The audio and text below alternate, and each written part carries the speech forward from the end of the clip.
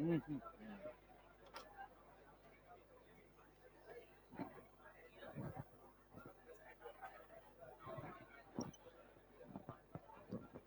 भाई, law of mass conservation तक हो गया था क्या? तो उसके अंदर यही बात हो गई थी कि 50% कन्वर्जन होगा तो भी बात ठीक है। अभी जो हमने बात करी थी वो केमिकल चेंज के लिए थी। अब हम लोग फिजिकल चेंज पे बातचीत करेंगे। फिजिकल चेंज का मतलब जैसे फिजिकल स्टेट चेंज हो रही हो मान लें, तो उसमें भी क्या ये कानून चलता है? तो बात बिल्कुल ठीक है, क्योंकि दोनों पे चलता है। उदाहरण के तौर पे मान लें हम किसी फिजिकल चेंज का एग्जांपल लें।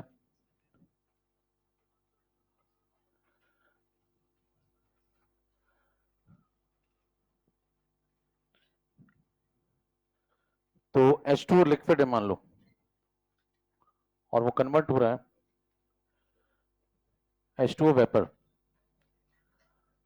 अब अगर ये पूछा जाए कि बताएं इससे मास कंजर्वेशन चल रहा है या नहीं, तो T इज इक्वल टू 0 पे इसका 1 मोल डाल दो, तो बताएं इसके कितने थे? शून्य। फिर अगर 100% कन्वर्जन हो गया तो इसके एक में से 1 मोल चले जाएंगे, तो इसके कितने मोल बन जाएंगे? तो बताएं मास पहले कितना था? 18 ग्राम। अभी भी कितना है? 18 ग्राम। लिक्विड का वेपर में कन्वर्जन हुआ है लेकिन मास में कोई परिवर्तन। तो पहले आप क्या बोलेंगे? पहले 1 मोल इसका था, यानी कि 18 ग्राम H2O लिक्विड था, ये खत्म हो गया। अब आपके पास 1 मोल H2O वेपर है, अभी भी 18 ग्राम H2O है। बस क्या चेंज हुई है? फिजिकल स्टेट, लेकिन मास कंजर्वेशन यहां भी लग रहा है। ठीक है, तो बताएं मास कंजर्वेशन किस पे चलता है? फिजिकल चेंज पे भी चलता है। और ठीक है,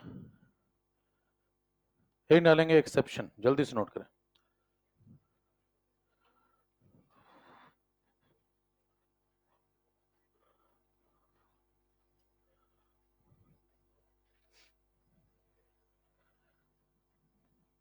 छाते मिल गए होंगे सबको। अकेले अकेले ही बचना बरसात से, तब तक ही सुरक्षित हो।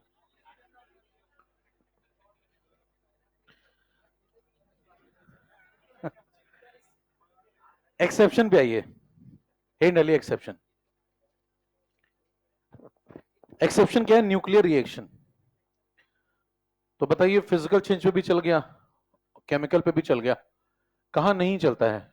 ये ज्यादा इंपॉर्टेंट बात है, पूछी जाती है कई बार। तो इसका एक्सेप्शन है न्यूक्लियर रिएक्शन। न्यूक्लियर रिएक्शन में बताएं, न्यूक्लियस डिके होते हैं, फर्स्ट ऑर्डर रिएक्शन। तो वहां पे क्या होता है? न्यूक्लियस जो होता है मास, वो एनर्जी में, तो यहां पे मास कंजर्व नहीं होता है, तो क्या कंजर्व होता है? मास प्लस एनर्जी कंजर्व होती है। तो कोई पूछे क्या कंजर्व होगा इस बार, तो आप क्या बोलेंगे? मास प्लस एनर्जी कंजर्व होगी, मास कंजर्व नहीं होगा, क्योंकि मास का खुद कन्वर्जन हो रहा है। बराबर। तो ये बार बार पूछा जाता है एक्सेप्शन, तो बता देंगे न्यूक्लियर रिएक्शन। पहला कानून समाप्त, दूसरे पे आइए।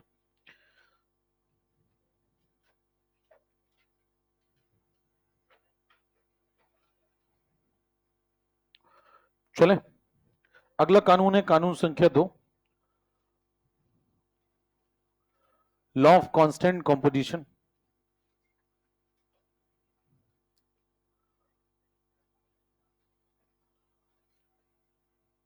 ये इसको बोलते हैं लॉ ऑफ डेफिनेट प्रोपोर्शन।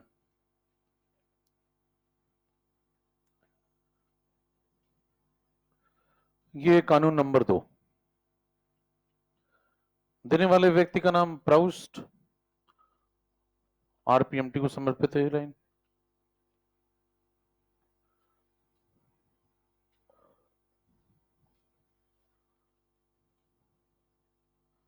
ठीक है, क्या कहता है लिखिए। इफ वी सेलेक्ट, जल्दी लिखें थोड़ा, हेडिंग काले और वो नीले से मत खेलें, पर जल्दी लिख रहे हैं, आसान बातें हैं, खत्म किया रहे। If we select any pure compound, if we select any pure compound from any source, from any source comma any place comma by any method. तीन बातें हैं, क्या क्या? Any source, any place, any method. Then there will be a fixed simple ratio. There will be a fixed simple ratio between the mass of elements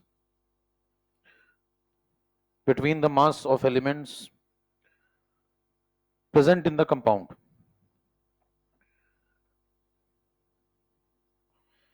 present in the compound. आसान सी बात है, कोई बहुत बड़ी बात नहीं, लिखने में आपको लग रहा होगा बहुत बड़ी बात लिखी आपने। कह रहा है कि मान लें आप प्योर वाटर पकड़ रहा है कहीं से। प्योर वाटर का मतलब शुद्ध जल, ठीक है? तो बताएं इसमें H और O के बीच में क्या रेशियो लग रहा है आपको? मोल कितने हैं इसके? 2, तो इसके मास का रेशियो बताएं। इसके 2 मोल का मास कितना हो जाएगा? 2 ग्राम। और इसके 1 मोल का मास कितना हो जाएगा? 16 ग्राम। तो इनके बीच में मास का रेशियो कितना है? 1:2। तो ये है मास रेशियो। इनका कहना है कि जो मास रेशियो होगा एलिमेंट्स का वो फिक्स रहेगा, चाहे आप प्योर वाटर को कहां से लाएं, अलग अलग सोर्स से लाएं। तीन बातें लिखी हैं, देखिए। अगर आप सोर्स बदल दें तो भी चलेगा, प्लेस बदल दें तो भी चलेगा, मेथड बदल दें तो भी चलेगा। सोर्स बदलने का क्या मतलब है?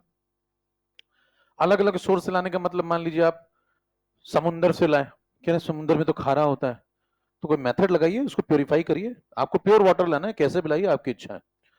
मान लीजिए आप समुद्र से लाए, नदी से लाए, तालाब से लाए, झरने से लाए, बराबर अपनी कैपेसिटी, स्विमिंग पूल से लाए, चुल्लू पर पानी ले आए, कहीं से कैपेसिटी है, नाली का ले आए, जो भी पसंद हो आपको। लेकिन आपको लाना क्या है? आप कोई मेथड लगाइए, प्योर वाटर निकालिए, मेरे कोई दिक्कत नहीं। लेकिन अगर आप प्योर वाटर किसी भी सोर्स से लाते हैं, एनी सोर्स, ठीक है। दूसरी बात क्या बोल रहे हैं? किसी प्लेस से लाते हैं। प्लेस से लाने का मतलब लोकेशन चेंज कर लें। आप यूपी से लाएं, राजस्थान से लाएं, है ना, थाईलैंड से लाएं, तो इसका मतलब लोकेशन भी आप चेंज कर। अच्छा लगा ना? सुनने में अच्छा लगा होगा, सुनने में अच्छा लगना चाहिए, बाकी तो ठीक है। तो इसका मतलब अगर आप कोई प्लेस बदल दें तो भी चलेगा, एनी प्लेस। मेथड कोई भी लगा सकते हैं। मेथड का क्या मतलब भी? मेथड का मतलब है जैसे पानी को प्योरीफाई करने के लिए आपको कोई मेथड यूज करना पड़ रहा है, तो आप वो कोई भी मेथड हो आप लगाएं, आपकी इच्छा है ना। तो वो मेथड कोई भी हो सकता है, 50 तरीके से पानी को प्योरीफाई कर सकते हैं आप। मान लीजिए नमकीन पानी, तो नमक बाहर निकालिए, डिसैलिनेशन कराइए, वो सब आपकी इच्छा है। लेकिन कुल मिला के आप प्योर वाटर ले आए, किसी भी सोर्स से लाएं, किसी भी प्लेस से लाएं, किसी भी मेथड से लाएं, एच और ओ के बीच का जो रेशियो है वो बिल्कुल फिक्स रहेगा। बहुत कठिन बात है क्या? कई तो मुंह खोल के सुनने के पहली बार कुछ समझ में आया भाई साहब। अबे पहले दिमाग लगाना था लॉ ऑफ इक्विवेलेंस में, इसमें दिमाग लगाने वाली कोई बात ही नहीं है। इसमें क्या दिमाग लगा रहे हो? इसमें को लिखना है कि नहीं, जब दिमाग लगाना होता है तो मैं लिखता हूं, और जब लिखना होता है तो लगाता हूं, जो है नहीं। देखिए, तो इसका मतलब बिल्कुल सिंपल सी लाइन है। आप प्योर कंपाउंड ला रहे हैं, उसका रेशियो चेंज नहीं होगा, कहीं से लाइए, बस प्योर होना चाहिए। एक्सेप्शन पे ये पूछा जाता है, एक्सेप्शन, ठीक है? एक्सेप्शन पे आए, चले भाई। एक्सेप्शन का मतलब है कि कहां पे मामला नहीं बैठेगा? आइसोटोप्स में। डालिए एक्सेप्शन, उसमें लिखें आइसोटोप्स। आइसोटोप से मान लीजिए आप CO2 ले आए दो अलग अलग जगहों से, और जब दो अलग अलग जगहों से आप CO2 लाए तो कार्बन और ऑक्सीजन का रेशियो चेक कर रहे हैं, यहां भी और यहां भी, मास रेशियो है ना। तो यहां पे मान लेते हैं कि जब मैं एक जगह से लाया तो इसमें जो कार्बन मिला वो मुझे मिला 6C12 वाला, और यहां पे जब मैंने कार्बन चेक किया तो मान लेते हैं यहां मिला 6C14 वाला। अलग अलग जगहों से लाएंगे तो नेचर में दोनों मिलते हैं, अरे ठीक है क्या?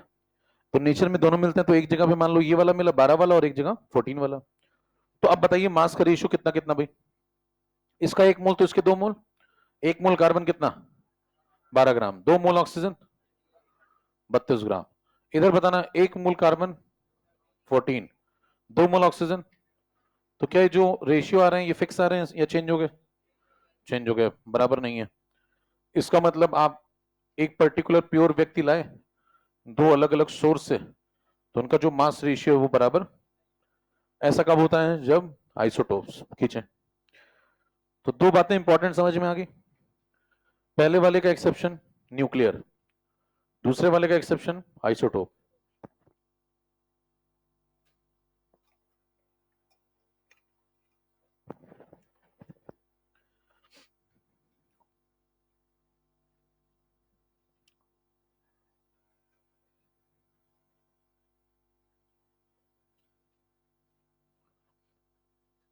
तीसरे कानून पे आइए, आसान है, कर सकते हैं। Law of multiple proportion. तीसरा है लॉ ऑफ मल्टीपल प्रोपोर्शन।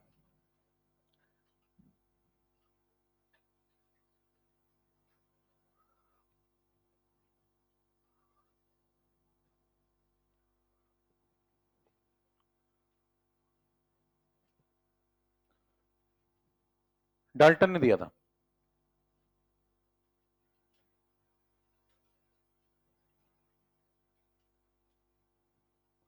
लिखें परिभाषा। If two elements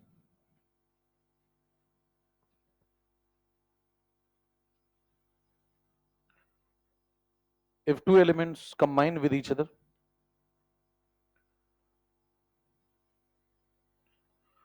if two elements combine with each other to form more than one compounds,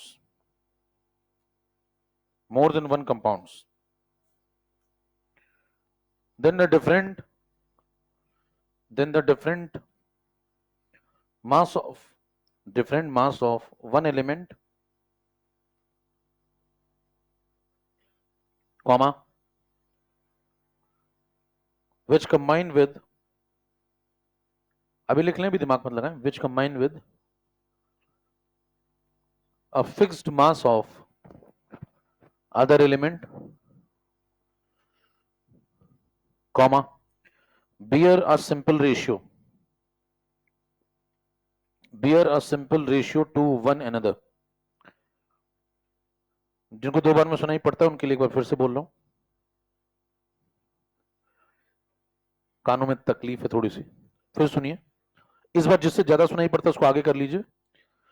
if two elements combine with each other to form more than one compound, then the different mass of one element, comma, which combine with the fixed mass of other element, comma, bear a simple ratio to one another। ठीक है, आइए समझे क्या कह रहा है। अभी कहानी सुनने में बड़ी बारी लग रही है, पिछली वाली भी देखिए बड़ी सी सेंटेंस लिखा था, बात सिंपल सी है। मान लें आप दो एलिमेंट पकड़ लें, एग्जाम्पल देखा करें। मान लें दो एलिमेंट है, एक सल्फर और एक ऑक्सीजन, इन्होंने आपस में क्या किया? कंबाइन, दो चीजें बनाई। क्या क्या? एक SO2 बनाया और दूसरा SO3, दो कंपाउंड बनाए। आपको बताना क्या है, SO2 और SO3 में सल्फर ऑक्सीजन का क्या रेशियो है, चेक करें।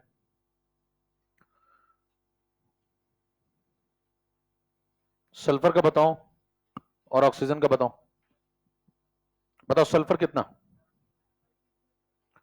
कितने मोल? 1 मोल। ऑक्सीजन? ठीक है, तो सल्फर को ऐसे से लिख लो,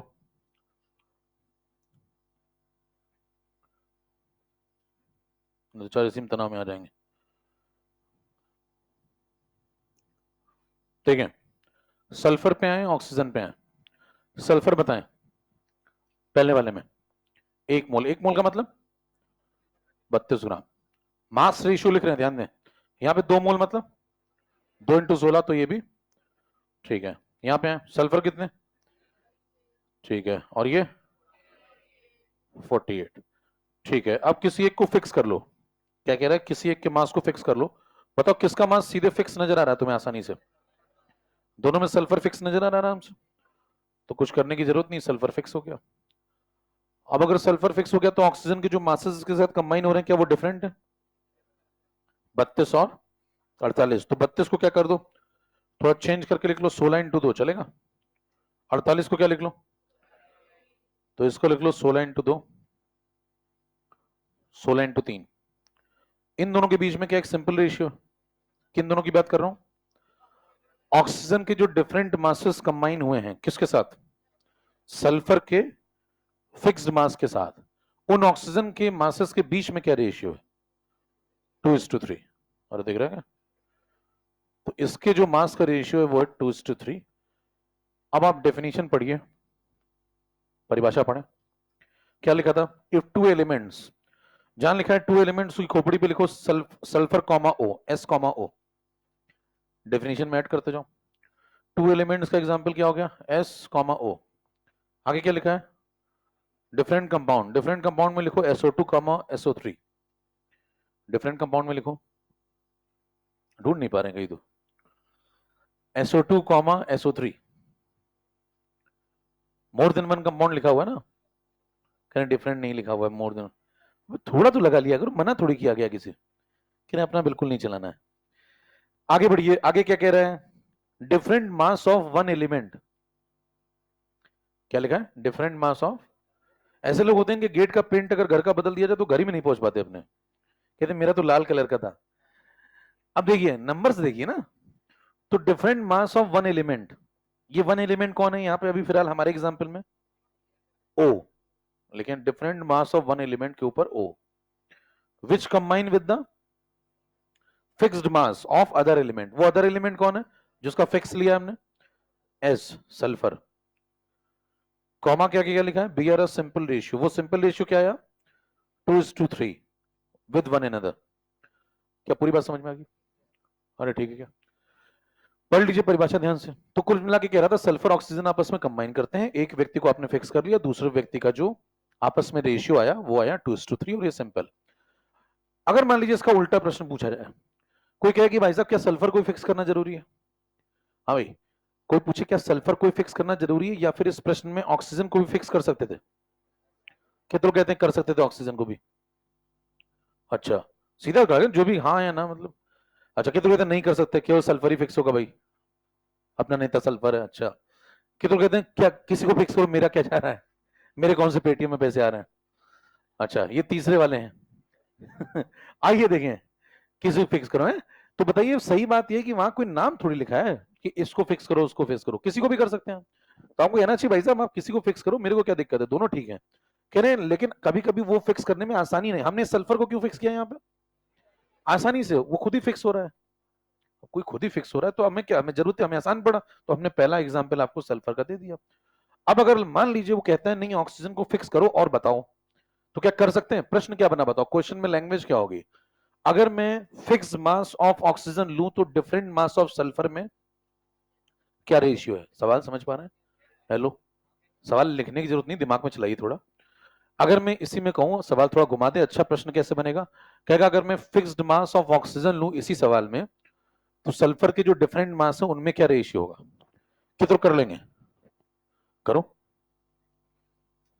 कह रहे मैं तो मजाक में कह रहा था, सीरियस हो गया भाई, क्या तुम ही बता दो ज्यादा ठीक होगा, फालतू में रफ कॉपी पेज खराब होगा मेरा, लगाओ सवाल समझ गए क्या, इसको देखिए और बताइए अगर मैं किसको फिक्स कर दूं, ऑक्सीजन को, बिना पेन चलाए नहीं होगा, पेन चला लो भैया, कहीं उंगली सॉल्व कर रहे हैं, कह रहे ये इधर गया, आप पेन चला लो तब नहीं होगा पहचानो अपने आप भैया, कहीं खुद को नहीं पहचानते पूरा जीवन निकल जाता है, स्वयं को पहचानना बहुत जरूरी है कि आप कितने बड़े वाले हैं, जितना जल्दी आप ये जान लेंगे जीवन उतना आसान, नहीं आया क्या कुछ, बताइए कितनों का आ गया आंसर, कितना, 3:2, आइए चेक करें, आसान है, थोड़ा दिमाग लगाइए हो जाएगा, ऐसा कोई बहुत कठिन कार्यक्रम नहीं, देखो यहाँ पे SO2 SO3 कॉपी कर लो डेटा,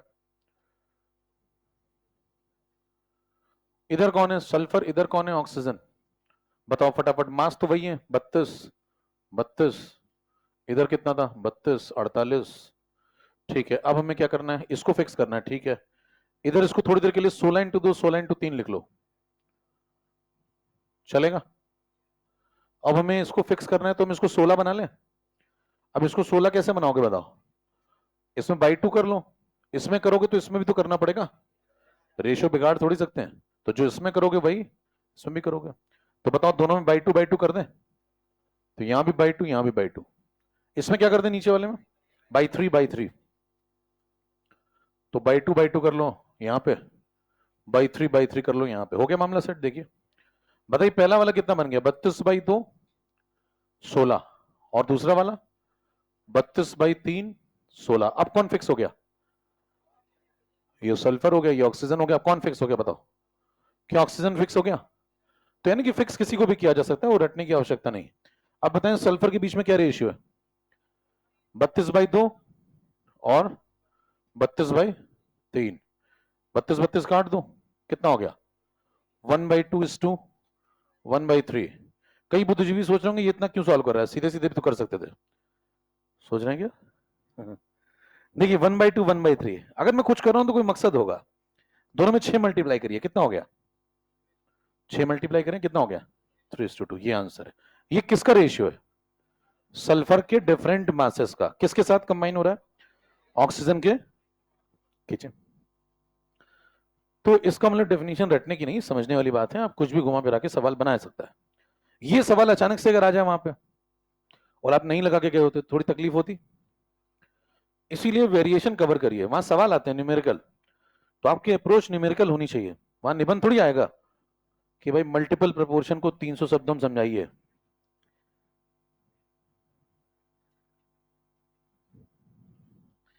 तो लॉजिक पे ध्यान दें।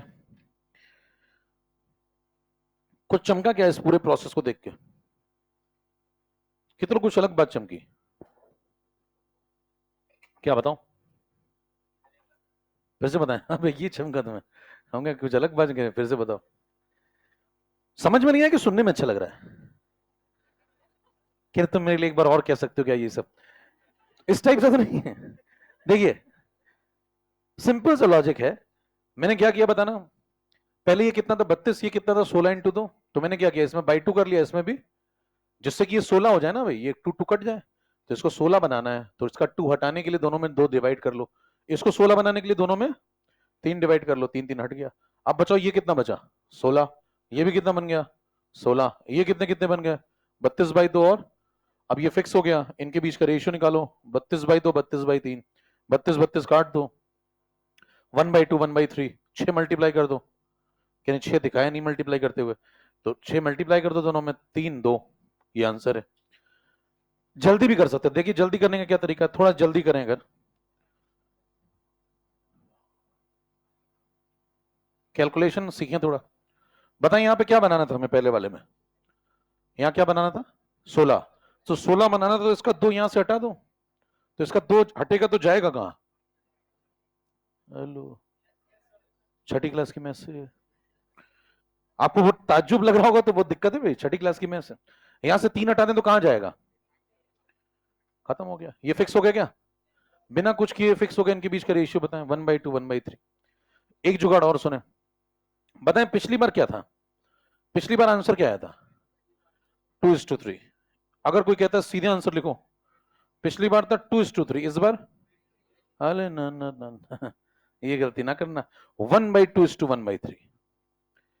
जब आप दूसरे व्यक्ति को फिक्स करते हैं तो आंसर रेसिप्रोकल हो जाता है। क्या हो जाता है, कह रहे हैं वही तो 3:2 भी होगा। अगला सवाल लीजिए अभी, अब समझ में आया मैंने ये सब क्यों लिखा था पूरा। तो बताइए आंसर ये बीच में जो दिखा है आपको, यहीं पे चमकना था। यहां क्या चमका मामला, पिछले वाले सवाल में आंसर क्या था 2 3, तो इस बार दोनों का क्या कर दो, रेसिप्रोकल समझते हैं क्या, 2 का कितना और 3 का, सीधे सवाल खत्म हो गया। तो आपका अगर चलता तो डायरेक्ट टिक करिए। अगला प्रश्न लीजिए,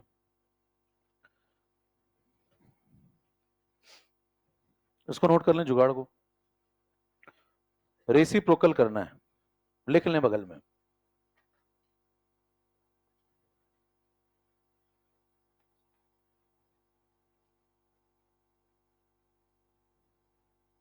चलो एक और एग्जांपल देखें जल्दी से। मान लो आपसे कहता है नाइट्रोजन ऑक्सीजन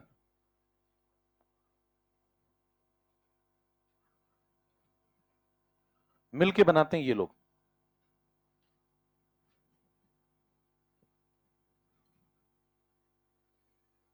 शुरू करो, रेशियो निकालना।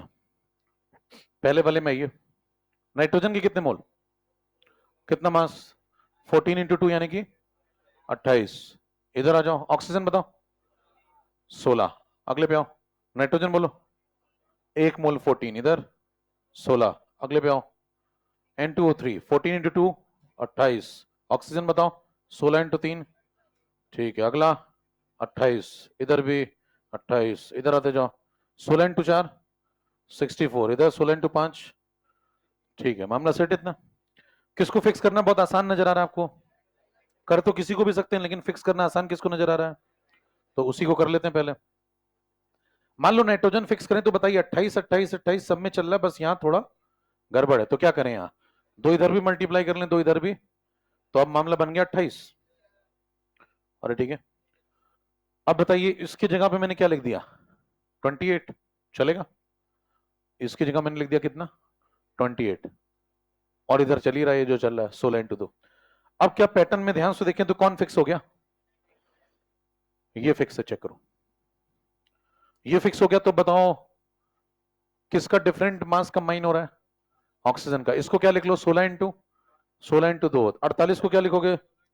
16 इंटू 3। अगला 16 इंटू, अगला, ठीक है, थोड़ा चेंज कर लो यहाँ। अब बताओ क्या रेशियो नजर आ रहा है आपको इनके बीच में? क्या रेशियो नजर आ रहा है? किन के बीच का रेशियो ढूंढ रहे हैं? ऑक्सीजन के बीच का। कितना है? 16 तो कॉमन है, 1:2:3:4:, ये आंसर है। ऑक्सीजन का रेशियो है। कीजिए। अब अगर वो प्रश्न पलटता, हेलो, अगर वो प्रश्न पलटता क्या करता? उसको फिक्स करो। किसको? और फिर पूछता नाइट्रोजन का। पिछली बार आपने क्या जुगाड़ बनाया था? मैंने तो अलग बनाया था, आपने पहले दूसरा बनाया था। आपने कहा था 2:3 को मैं क्या कर दूंगा? अब कितने लोग हैं? 5 लोग। अब करके दिखाओ। अब हो जाएगा? तो अभी भी कौन सा कॉन्सेप्ट बिल्कुल सही है? करके देखेंगे एकदम सही बैठेगा। और करके देखने की जरूरत ही नहीं है, देखिए यही देख सकते हैं आप, चेक करिए। इसका वाला 1 कहां जाएगा? हेलो, इधर 28/1, बचा कितना? 16। इसका वाला 2 कहां जाएगा? कितना बना? 28/, बचा कितना? ये 3 इधर भेजो, 28/3, इधर कितना? ये 4 उधर भेजो, 28/4, इधर कितना? ये 5 भेजो, 28/, इधर कितना? कई लोग सोचेंगे इधर कैसे भेज रहा है आदमी, उसका मन ना हो जाने का। तो अब बताइए इधर कितना बचा? इधर क्या बचा? 28/, इधर, इधर, इधर, और इधर। 28 28 काट दो, आंसर 1/1, 1/2, 1/3, 1/4। हेलो एवरीबॉडी, कीजिए। तो काम ऐसा करिए, जुगाड़ ऐसा बने कि धोखा ना दे। मतलब चलिए, तो ये प्रश्न थोड़ा ठीक ठीक था। आगे बढ़े। कौन सा कानून खत्म हो गया? 3 कानून खत्म हो गए, बताएं कौन कौन से? पहला मास कंजर्वेशन, दूसरा डेफिनेट, और तीसरा मल्टीपल। चौथे पे आइए। लॉ ऑफ गैसियस वॉल्यूम, ये पहले भी आप पढ़ चुके हैं, कोई नया नहीं है।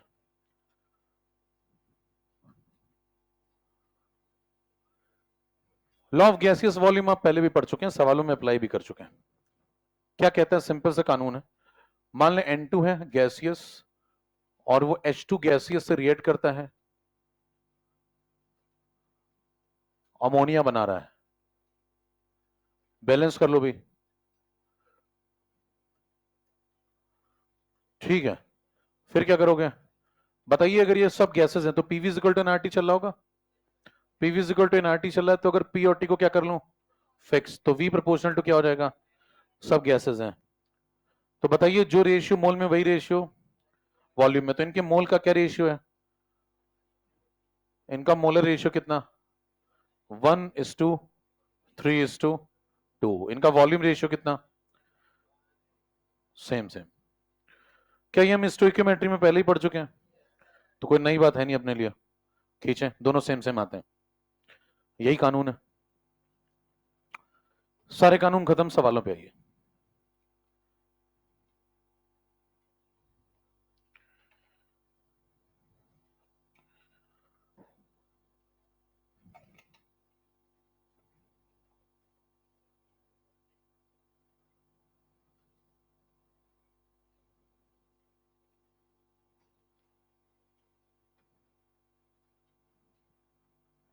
चले, आसान है, इसमें पहले भी कर चुके हैं, इसमें क्या नोट कर रहे हैं? V प्रोपोर्शनल टू N चल रहा है, सिंपल। मोलर रेशियो जो होगा भाई वॉल्यूम रेशियो। खुद भी लिख सकते हैं आप इतना कुछ, कहीं देख के लिखने का जो मजा है वो मैं खोना नहीं चाहता है। प्रश्न भी आइए फटाफट।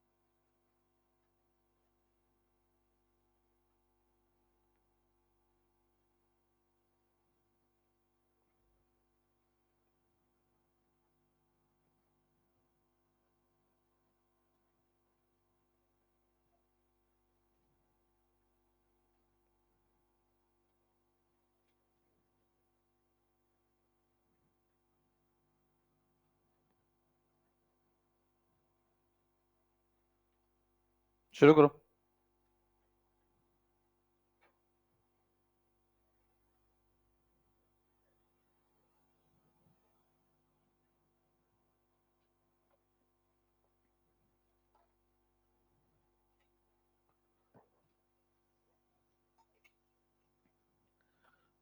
बताओ भाई, पहला दूसरा तीसरा चौथा, कितनों का चौथा आ गया? बाकी लोग क्या कर रहे हो भैया? मल्टीपल प्रोपोर्शन, देखिए याद रखना बहुत आसान है। मास कंजर्वेशन तो एक अलग, अलग ही कहानी है, वो तो अलग ही कहानी है। उसमें फिजिकल चेंज, केमिकल चेंज होगा, मास कंजर्व होगा। बचते हैं दो मेन, कौन कौन से? डेफिनेट और मल्टीपल। डेफिनेट में क्या करना है? फिक्स रेशियो आएगा प्योर कंपाउंड का। मल्टीपल में क्या करना है? दो लोग मिलेंगे, ज्यादा कंपाउंड बनाएंगे, एक को फिक्स करेंगे, दूसरे का रेशियो निकालेंगे, वो सिंपल रेशियो आएगा। यही लॉजिक है बस। बताइए, मल्टीपल के बारे में अगर आप ध्यान से पढ़ें तो पूछा कौन सा मल्टीपल के लिए सही एग्जाम्पल है। मल्टीपल में क्या बोला गया था? कितने एलिमेंट होने चाहिए? दो। यहां कितने दिख रहे हैं आपको? HONA कितने? तीन। काट दो, ये नहीं हो सकता, तीन नहीं होने चाहिए। कितने एलिमेंट होने चाहिए? दो। यहां कितने हो गए? MgO और Na, तीन हो गए, काट दो। यहां देखो कितने हो गए? NaOBa, काट दो। यहां कितने दिख रहे हैं आपको? SnCl SnCl, तो इसमें सिर्फ दो एलिमेंट है क्या? आपस में मिलते हैं तो क्या बनाते हैं? दो कंपाउंड। दो कंपाउंड कौन कौन से? SnCl2 और क्या मामला बैठ रहा है? फिर Sn को फिक्स करते हैं तो Cl के बीच में क्या रेशियो? 1:2। फिर इस बार मास नहीं निकाला गया। अरे Sn के मोल 1:1 है, तो Cl के मोल कितने हैं? 2:4। जो मोल का रेशियो वही मास का रेशियो होगा Cl का। अरे 35.5 तो कट ही जाएगा ना भाई, खत्म हो गया। 2:4 1:2। किसका रेशियो ये? Cl का। Cl का किसका? मास का। मास का रेशियो किसके साथ कंबाइन होता है? Sn के फिक्स मास के साथ। तो बताइए कहां पे चल रहा मल्टीपल वाला मामला? डी में। अगला प्रश्न। तो वहां पे सवाल आते हैं। अब ये सवाल आएगा, अब अगर नहीं कर पाए ये सवाल तो आप कितनी थ्योरी पढ़ के चले जाएं। आप कहते हैं मैं एक बार मल्टीपल सुना दूं कि आपको पूरा फिक्स सिंपल रेशियो पूरी डेफिनेशन सुना के आ जाएं, कुछ नहीं फायदा है, लौट आएंगे आप। तो सवाल आपको निकलने चाहिए, सवाल नहीं निकलने तो कोई मतलब नहीं है।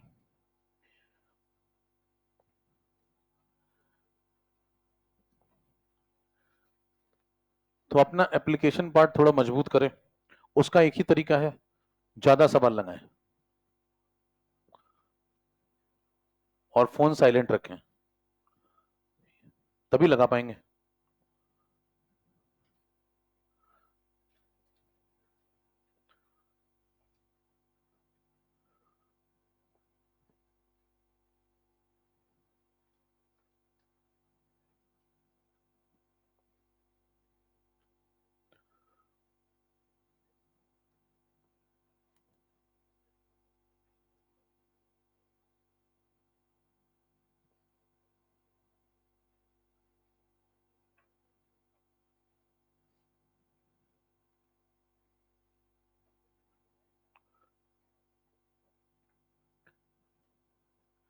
जिनके बहुत ज्यादा फोन ऑन आते हैं बाद में ओला ड्राइवर बन जाते हैं लोग, कहते हैं OTP बताइए समझ रहे हैं?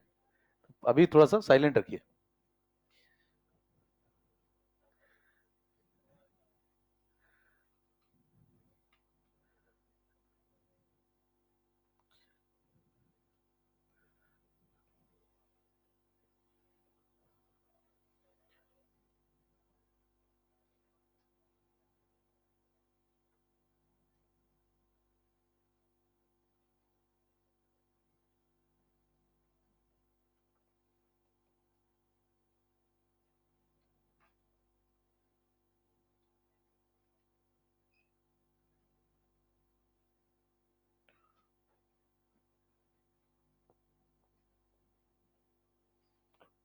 बताओ भाई,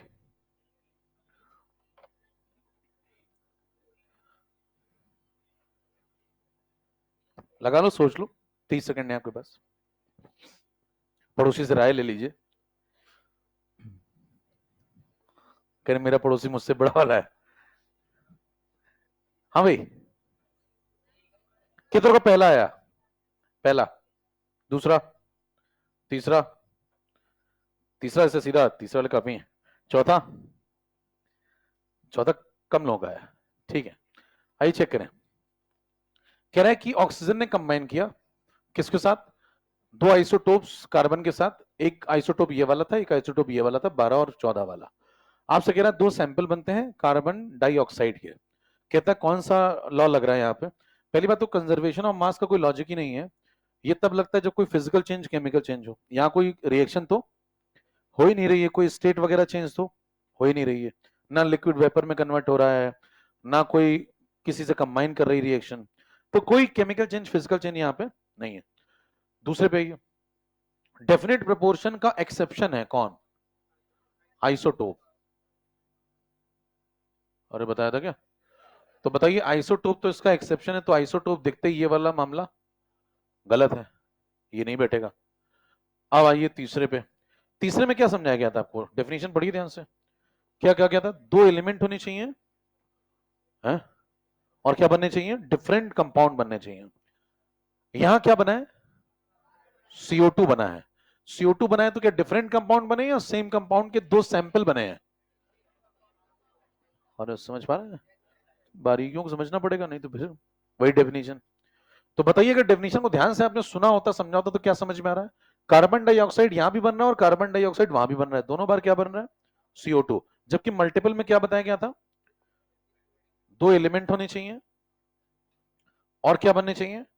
डिफरेंट कंपाउंड बनने चाहिए। लेकिन यहां पे डिफरेंट कंपाउंड नहीं बन रहे हैं, यहाँ कंपाउंड कैसा बना? सेम।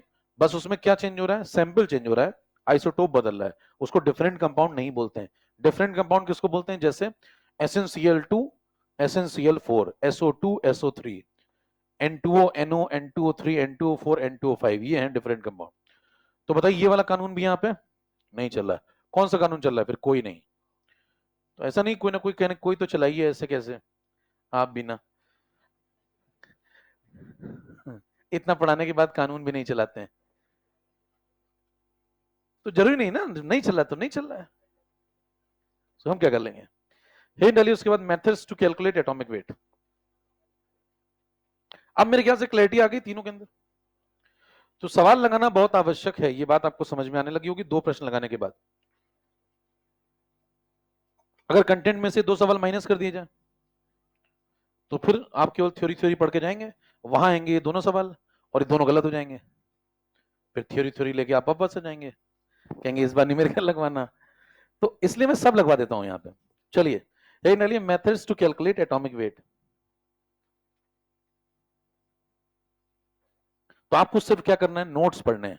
अगर आप सिर्फ नोट्स पढ़ लें, कायदे से क्लास कर लें, नोट्स पढ़ लें, बाकी आपको समय मिलता है तो मॉड्यूल लगाइए, बहुत अच्छी बात है। नहीं मिलता, बाद लोग बहुत बिजी हैं, है ना, पिज्जा डिलीवरी करते हैं, पार्ट टाइम। तो मान लो बिजी हैं तो ठीक है, वो चलेगा, लेकिन कम से कम आपको क्लास कर लें, नोट्स पढ़ लें, तो भी आपके बहुत नंबर आ जाएंगे। खोता पूरा पेपर ही सही कर लें।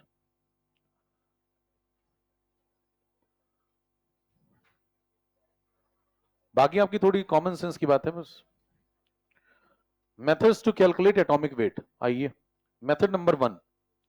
देखिए, एटॉमिक वेट को कैलकुलेट करने का जो सबसे बेसिक मेथड है वो है इक्विवेलेंट वेट से सोचें। इक्विवेलेंट वेट क्या होता है बताओ? Molar mass upon n factor. Molar mass atom के केस में क्या लिखोगे? Atomic weight. तो यहां लिख दिया मैंने एटॉमिक वेट, नीचे क्या लगा दिया? N factor. एन फैक्टर क्या होता है एटम के केस में? वैलेंसी। तो इसको लिख दिया E is equal to A upon valency. V कौन है यहाँ पे? Valency, combining capacity. ठीक है, तो यहां से A की वैल्यू कितनी आती है? E into V. अब चेक करिए, ये बेसिक फॉर्मूला है। कभी आपको एटॉमिक वेट निकालना हो तो सबसे बेसिक वर्जन ये है। इस वर्जन में बताएं E कौन? E कौन है भाई? एटम का इक्विवेलेंट वेट। ठीक है, V कौन है? Valency, combining capacity. ठीक है, उसके बाद बगल में बताएं A कौन है? Atomic weight. इस तरीके से आप एटॉमिक वेट ढूंढ सकते हैं। एटॉमिक वेट ढूंढने के लिए आपके पास कितनी चीजें होनी चाहिए? दो चीजें। कौन कौन सी? इक्विवेलेंट वेट पता होना चाहिए और वैलेंसी। वैलेंसी का मतलब क्या बताया था बताओ? Combining capacity. कंबाइनिंग कैपेसिटी कैसी होगी? इंटीजर होगी। कैसी? Positive integer. प्लस आई। प्लस आई का मतलब समझ रहे हैं? Positive integer. जैसे क्या क्या हो सकती है? +1 हो सकती है, +2 हो सकती है, इस टाइप की। समझ पा रहे हैं? फ्रैक्शन में नहीं होगी, जीरो नहीं होगी, नेगेटिव नहीं होगी। आई प्लस। आई प्लस का मतलब पॉजिटिव इंटीजर। लिख लें बगल में, पॉजिटिव इंटीजर होगी। कौन? वैलेंसी।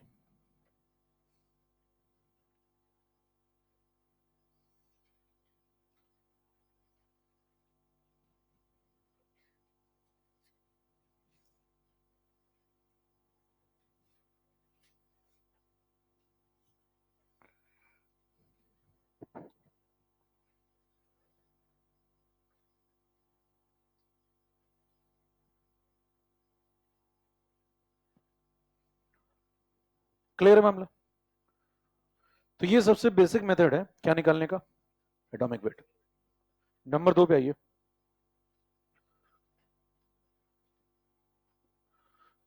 ये थोड़ा सा कॉम्प्लिकेटेड है तो ध्यान सुनेंगे। इसको बोलते हैं ड्यूलॉन्ग एंड पेटिट्स लॉ।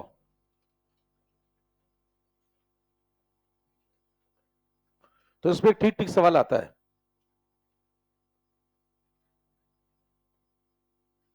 क्या कहता है लॉ? देखें, इन लोगों ने एक कानून बनाया। कानून में क्या लिखा? एटॉमिक वेट, कोई एलिमेंट पकड़ लिया इन्होंने, एलिमेंट का क्या लिखा? एटॉमिक वेट, उससे मल्टीप्लाई किया उस एलिमेंट का स्पेसिफिक हीट,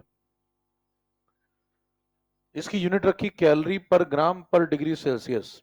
इसका मल्टीप्लीकेशन चेक किया तो 6.4 के आसपास आ रहा था, एग्जैक्ट नहीं, आसपास आ रहा था। मतलब जैसे इन्होंने कोई एक एलिमेंट कहीं से चूज किया, ठीक है, और उस एलिमेंट का एटॉमिक वेट लिख लिया, पता चल गया तो लिख लिया यहाँ पे, फिर उसकी स्पेसिफिक हीट ढूंढ ली। ये क्या होती भाई? थर्मो में पढ़ेंगे डिटेल में, लेकिन क्या होती थोड़ा बहुत यहां लिख लें। स्पेसिफिक हीट कैपेसिटी सुना है आपने कभी पहले? क्या होती है? लिखें, इट इज द, परिभाषा लिख लें साइड में। It is the amount of heat required, specific heat capacity की परिभाषा, it is the amount of heat required to increase the temperature, it is the amount of heat required to increase the temperature of 1 gram of substance by 1 degree, 1 gram of substance by 1 degree। पढ़िए, क्या simple सी बात है। आगे चल के जब thermo पढ़ेंगे तो ये सब बातें बहुत डिटेल में होंगी, लेकिन फिलहाल कह रहा कोई सब्सटेंस पकड़ लो। सब्सटेंस मतलब कुछ भी ले आओ, कोई भी एलिमेंट कंपाउंड कुछ भी ले आओ, पानी ले आओ, है ना, कितना लाओ? 1 ग्राम। उसका टेम्परेचर कितना बढ़ाओ? 1 डिग्री। 40 है तो 41 कर लो, 50 है तो 51 कर लो। वो बढ़ाने के लिए आपको जितनी हीट की रिक्वायरमेंट होगी वो उस सब्सटेंस की स्पेसिफिक हीट कैपेसिटी। तो फिलहाल इतना जाने, बाकी बाद में होगी बातें। यूनिट क्या लेनी है इसकी? कैलोरी पर ग्राम पर डिग्री सेल्सियस। ये वाली यूनिट जब आप लगाते हैं और स्पेसिफिक हीट पुट करते हैं किसी एलिमेंट की और उसका एटॉमिक वेट इसमें मल्टीप्लाई करते हैं, तो जो वैल्यू आती है वो करीब करीब 6.4 के आसपास आ रही थी। ऐसा किसने ढूंढा? इन लोगों ने, जिन्होंने ये कानून बनाया। तो इन्होंने एलिमेंट ढूंढना शुरू किए। मान लीजिए ए नाम का एलिमेंट पकड़ा कोई, उसके लिए चेक किया इसी के आसपास। फिर बी नाम का एलिमेंट पकड़ा, उसका ये अलग, लेकिन मल्टीप्लीकेशन इसी के आसपास, कभी 6.41, कभी 6.39, एग्जैक्ट नहीं लेकिन इसी के आसपास। फिर तीसरा एलिमेंट सी पकड़ा कोई, उसमें भी ऐसा ही हो रहा था। इन्होंने कहा फिर एक कानून बना देते हैं। कानून बना दिया इन्होंने। फिर कहा कि कानून में कुछ लोग इस कानून को फॉलो नहीं भी कर रहे थे, मतलब कुछ लोगों के आंसर इससे थोड़े ज्यादा डेविएट कर रहे थे। तो अब क्या करेंगे? कानून अपना थोड़ी हटाएंगे, उन लोगों को हटा देंगे। तो वहां पे क्या लिखा? दो बातें। पहली चीज बताइए, ये कानून किस पे चलता है?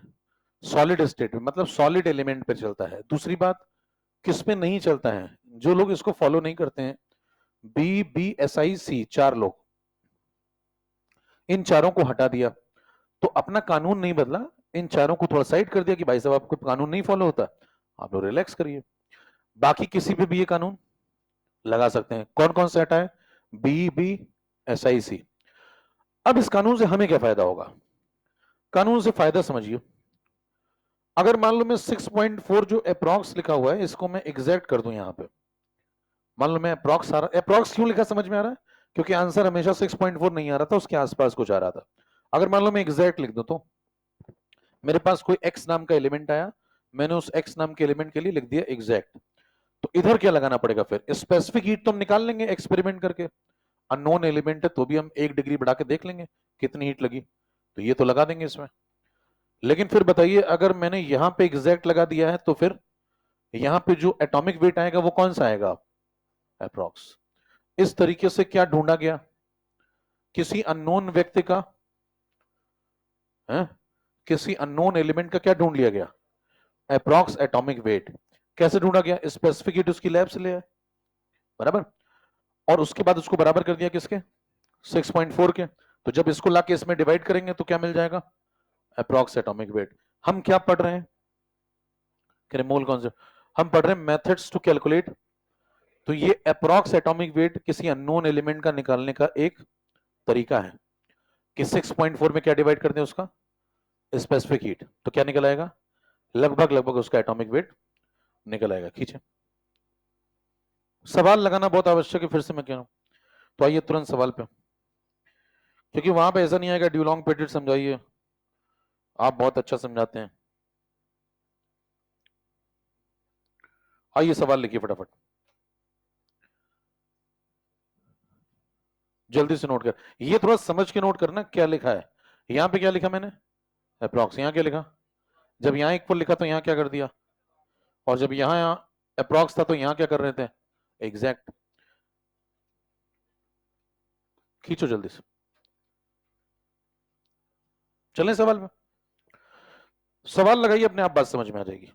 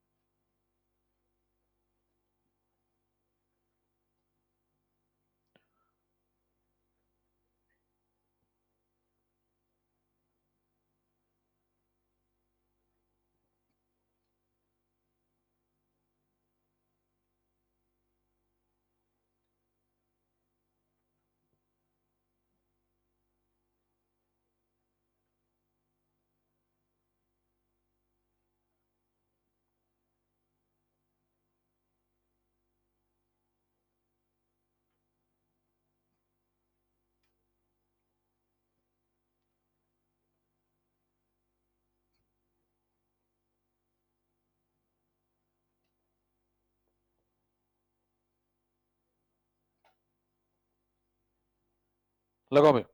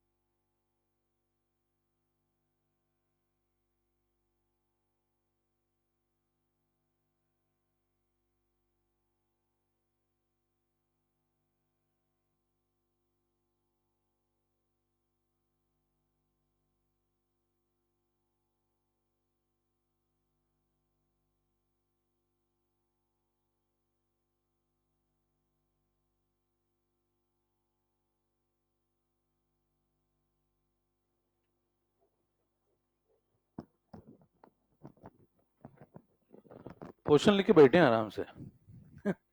भगवान ने पेट दिया तो रोटी वही देगा, काहे को मेहनत करूं? है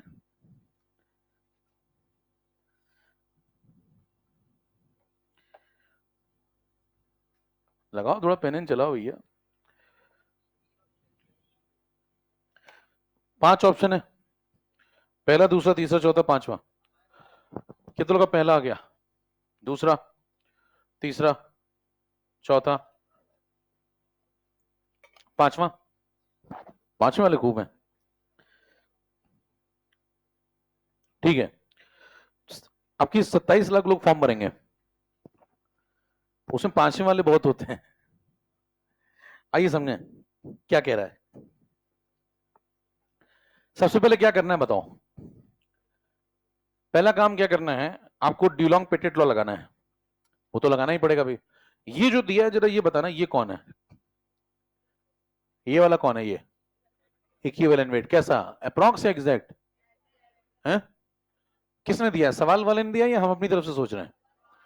सवाल वाले ने दिया होगा तो सही दिया होगा ना, तो क्या मान के चलेंगे? एग्जैक्ट है। सवाल जो देता है वो एग्जैक्ट ही देता होगा, ठीक है। फिर क्या कह रहा है कि स्पेसिफिक हीट ये दी है, कैलोरी पर ग्राम पर डिग्री सेल्सियस। यूनिट ध्यान से देख लें, आप जब ड्यूलॉन्ग पेटिट लॉ लगाएं तो यूनिट यही होनी चाहिए, कौन सी?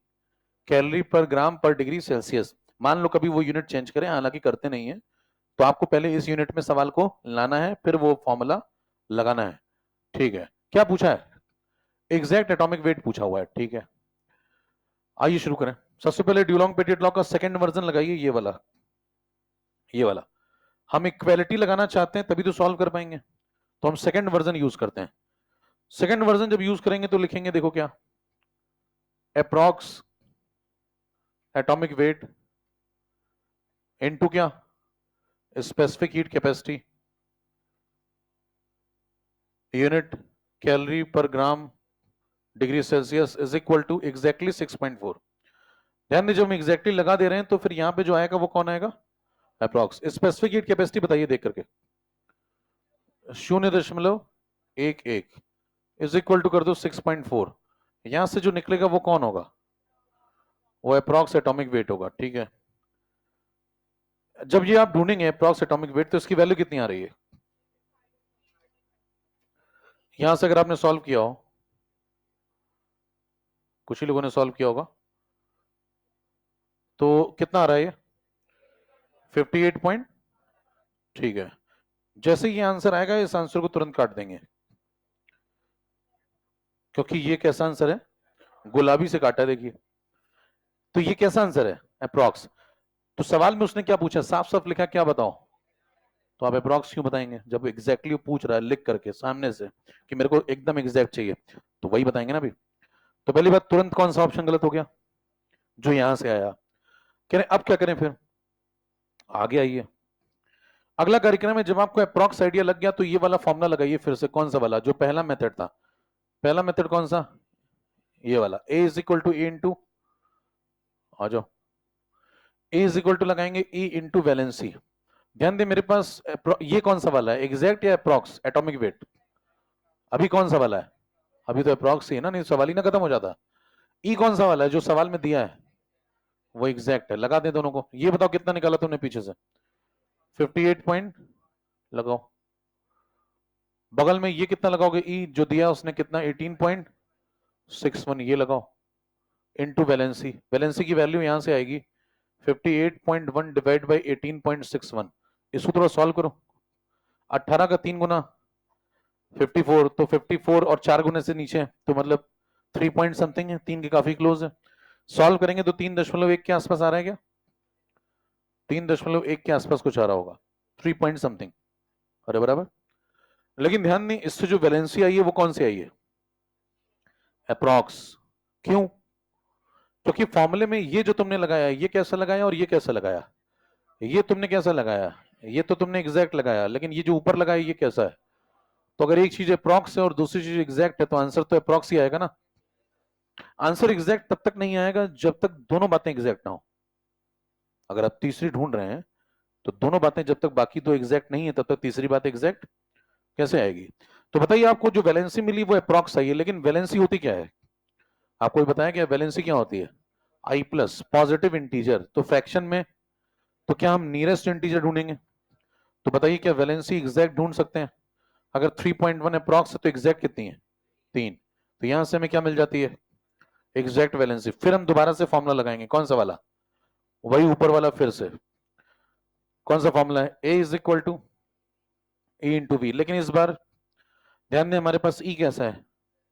एग्जैक्ट। वी हम कैसा ढूंढ चुके हैं, तो मल्टीप्लाई करने पे ए कैसा मिलेगा? ठीक है। ई बताओ कितना एग्जैक्ट है? जो सवाल में दिया था कितना? 18 पॉइंट। वैलेंसी कितनी एग्जैक्ट है? इसको सॉल्व करेंगे तो आंसर आ रहा होगा 55 पॉइंट। चेक करें, ये आंसर। कितने को पूरी बात समझ में आ गई? सीधा झंडे की तरह, सीधा ऐसा खींचो। पीछे वाला नोट कर लिया? पहले ये लो।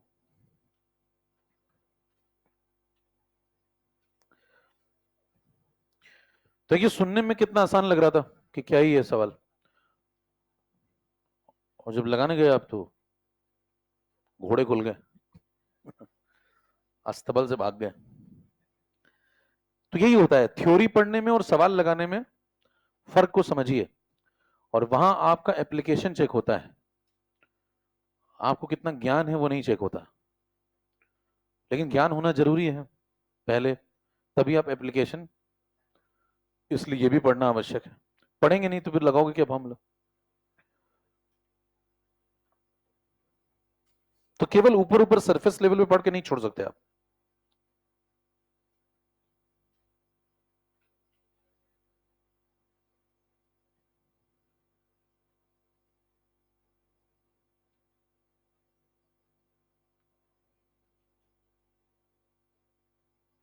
चले, नेक्स्ट स्लाइड लो पहले। है? आपके मन में कोई सवाल है, क्या करना है? मन में लिख लेना है, फिर मैं समझा दूंगा बीच में कभी ना कभी, मन ही मन में सॉल्व हो जाएगा, किसी को पता भी नहीं चलेगा। अब देखिए, सुने, ये सब समझ में आ गया? फिर से एक बार सुन लीजिए तरीका क्या है। तरीका मैं रिपीट कर रहा हूं, एक बार पहले ध्यान सुन लें। पहले शुरुआत से मैंने क्या किया, देखो मेरे पास एक बेसिक फॉर्मूला है, मैंने यहाँ इक्वालिटी लगाई। जब मैं इक्वालिटी लगाऊंगा तो यहाँ पे क्या लिखूंगा? अप्रॉक्स। तो शुरुआत मैंने यहां से कर दी, ये मेरे को दिया था सवाल में, पुट कर दिया। यहां से मेरे को क्या मिल गया? अप्रॉक्स एटॉमिक वेट, पहला काम हो गया। लेकिन ये आंसर नहीं है क्योंकि ये अप्रॉक्स है। फिर मैं इस फॉर्मूले पे जाऊंगा, इसके अंदर मेरे को ये मिल गया अप्रॉक्स, पुट कर दिया। ये मिल गया एग्जैक्ट, पुट कर दिया। वैलेंसी ढूंढ ली। वैलेंसी जो आएगी वो जाहिर सी बात है अप्रॉक्स आएगी। फिर मैं उसका नियरेस्ट इंटीजर ढूंढ करके उसको क्या बना लूंगा? एग्जैक्ट। फिर उसको दोबारा से इस फॉर्मूले को लगाऊंगा, इसको दो बार लगाना है फॉर्मूले को, एक बार यहां एक बार यहां। एक बार अप्रॉक्स वैलेंसी ढूंढने के लिए, फिर एग्जैक्ट ढूंढने के बाद उसको दोबारा पुट करने के लिए। तो यहां पे जब मैं एग्जैक्ट वैलेंसी लगाऊंगा कितनी? 3। एग्जैक्ट ई लगाऊंगा जो उसने दिया है ये, तो मेरे को क्या मिलेगा? एग्जैक्ट ए, वो मेरा आंसर है। ये तो सवाल करने का एक बेसिक तरीका हो गया। वहां जब आप प्रश्न लगाएं तो इतना मत लिखें। क्या लिखें फिर सुने? नहीं पहले तो ये नहीं, पहले आप समझिए, वहां इतना नहीं लिखना कि आप पूरा भर डाल रहे हैं ये और ये, बिल्कुल मचा दे रहे हैं। सीधे देखिए क्या करें, सबसे पहले ढूंढा करें ए, कौन सा वाला? अप्रॉक्स। क्योंकि आप ड्यूलॉन्ग पेटिट लॉ में पहले अप्रॉक्स ही ढूंढ पाते हैं, बराबर। कैसे ढूंढेंगे बताओ? मल्टीप्लीकेशन कितना आता है? 6.4 डिवाइड बाई स्पेसिफिक हीट कितनी, तो सीधे लगाइए। फॉर्मूला लिखने की क्या जरूरत है? पेपर में तो कम लिखेंगे ना, वहां से समझा रहे हैं भाई साहब देखिए ये फॉर्मूला है। तो ये मैंने क्या लिखा? मल्टीप्लीकेशन। ये क्या लिखा? Specific heat. कितना आंसर आएगा सॉल्व करके? 58.1। ठीक है। फिर मैं कहूंगा, मैं ये वाला फॉर्मूला लगाऊंगा, कौन सा वाला? A is equal to E into E, कितना है? 18.61। सीधे लिख दो। वैलेंसी पता नहीं, ए कौन सा वाला? अप्रॉक्स। तो ए यहां लगा दो। अप्रॉक्स कितना है? 58.1। अगली लाइन मेरी ये होनी चाहिए, यहां से वैलेंसी मिल जाएगी कितनी? 3.1 के आसपास, और मैं कह दूंगा ये कौन सी वाली है। फिर मैं वी एग्जैक्ट निकाल लूंगा यहीं पे तुरंत एक लाइन में, जो कि 3 है। उसके बाद दोबारा से फॉर्मूला लगाऊंगा, कौन सा वाला? A is equal to E into, इस बार ई कौन सा वाला? एग्जैक्ट। वैलेंसी कौन सी? खत्म है, आंसर आ चुका है 55 पॉइंट। क्या 3-4 लाइन में सवाल फिर भी आप लगा के निकल सकते हैं? चेक कर लें। उतना लिखने की कहीं से कोई आवश्यकता पेपर में नहीं है। पेपर में सिर्फ इतना लिखें, इतने से काम हो जाएगा। अरे ठीक है भाई, ड्यूलोंग पेटिट लॉ लगाया, अप्रॉक्स आंसर आया, 2 बार ये फॉर्मूला लगाना है आपको, वैल्यू पुट करिए सीधे डायरेक्ट, वैलेंसी आई, एग्जैक्ट निकाला, फिर से लगाया फॉर्मूला, खत्म हो गया। तो बार बार फॉर्मूला लिखने की आवश्यकता नहीं है, दिमाग में रखिए ए इज इक्वल टू क्या होता है, ई इंटू वैलेंसी। ये नंबर 2 तरीका है। तो ठीक ठाक रैंक लाने के लिए ये कर सकते हैं। अगर आपको और तेज करना है, आइए जे सुने। जे कहता है कि एक नजर हमेशा ऑप्शन पे होनी चाहिए आपकी, कह रहे एक सवाल पे देखूंगा, एक ऑप्शन पे देखूंगा तो आंख नहीं खराब हो जाएगी मेरी, कह रहे ऐसे ऐसे ना हो जाए। देखिए अब क्या कहता है कि भाई इसमें हमें क्या ढूंढना है, आपको क्या चाहिए, कि हम बता नहीं सकते यहाँ पे, वो नहीं पूछ रहे हैं। आपको चाहिए वैलेंसी, क्या चाहिए, और वैलेंसी क्या होती है, कंबाइनिंग कैपेसिटी, और कंबाइनिंग कैपेसिटी क्या होती है, पॉजिटिव इंटीजर क्या होती है। तो वैलेंसी हो क्या क्या सकती है, या तो +1 होगी, या तो +2 होगी, या तो +3 होगी, ऐसी होगी कुछ। पर ठीक है क्या, ठीक है, तो एक बार हम मान लेते हैं कि वैलेंसी +1 है। अगर वैलेंसी थोड़ी देर के लिए +1 माने तो वैलेंसी में क्या मल्टीप्लाई करें, ई, क्या मल्टीप्लाई करें, और देखें कि क्या आंसर बैठ रहा है क्या, वहीं से तो आंसर आएगा ना भाई। बताइए अगर वैलेंसी एग्जैक्ट ढूंढेंगे तो आएगी कितनी, या तो +1 या तो +2 या तो एक बार +1 पुट करो, 18 में +1 मल्टीप्लाई करोगे अगर, तो 18 के आसपास ही आंसर रहेगा, और 18 कोई आंसर, यानी कि 1 आंसर नहीं है वैलेंसी का। 2 पुट करो, 18 में 2 के आसपास मल्टीप्लाई करिए तो 36 के आसपास बन रहा है, और 36 जैसा भी कोई आंसर, यानी कि वैलेंसी 2 भी नहीं है। 3 मल्टीप्लाई करो 18 में, जैसे ही तुम 3 मल्टीप्लाई करते हो 18 में, तो बताइए क्या 54 के आसपास, 55 के आसपास कुछ बनता है, इसका मतलब यही वैलेंसी है। और ये अगर वैलेंसी है तो सीधे से मल्टीप्लाई कर दो, 18.61 इंटू 3 आंसर है, और टिक करिए, निकल लीजिए। अरे ठीक है क्या, कितने लोग चमका, क्या बोला, सीधा झंडे इधर, क्या बोला मैंने, ऑप्शन पे नजर बनाए रखिए। मैंने क्या कहा, या तो वैलेंसी क्या होगी, 1 होगी, या तो वैलेंसी 2 होगी, या तो वैलेंसी 3 होगी, ऐसी कुछ होगी। तो मैंने एक बार 1 पुट किया, 1 किससे मल्टीप्लाई करोगे, ई में मल्टीप्लाई किया, कोई बैठ ही नहीं रहा 18 के आसपास। 2 मल्टीप्लाई किया, 36 के आसपास भी कोई आंसर नहीं है, यानी कि ये भी वैलेंसी नहीं है।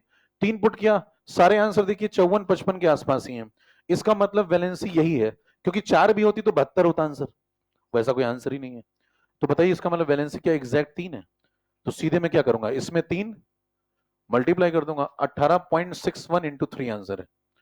कुछ करने की आवश्यकता नहीं, कोई ड्यूलोंग नहीं, कोई पेटेंट नहीं, मात्र कॉमन सेंस, एप्टीट्यूड बोलते हैं इसको, एटीट्यूड नहीं, वो तो है आप में। लगाइए, कितनों को समझ में आई क्या बात बोली गई, सीधा झंडे की तरह। चलिए,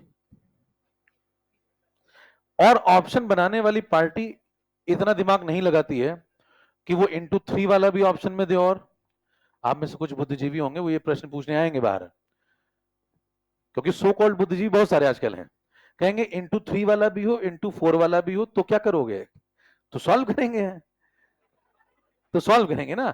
लेकिन ऑप्शन बनाने वाली पार्टी इतना दिमाग, आप थर्मो के प्रश्न देखिए, इस बार आए थे, एक ही ऑप्शन में साइन था माइनस, बाकी सब में प्लस था। आप प्रश्न देखिए ना उनका क्या लेवल है ऑप्शन बनाने का, वो ऐसे ही ऑप्शन बनाते हैं, क्योंकि वो ये सब सोचते नहीं कि कोई ऐसे भी सोच रहा होगा, है ना। तो आप ये सोचिए थोड़ा सा, खींचे। तीसरे मेथड पे आइए, मेथड नंबर,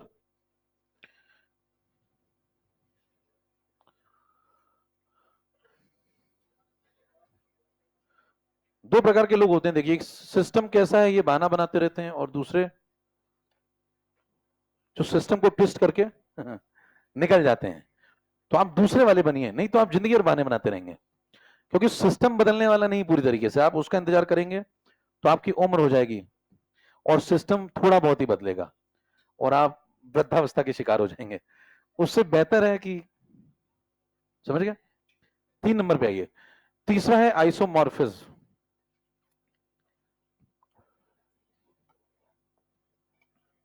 तीसरा तरीका isomorphism.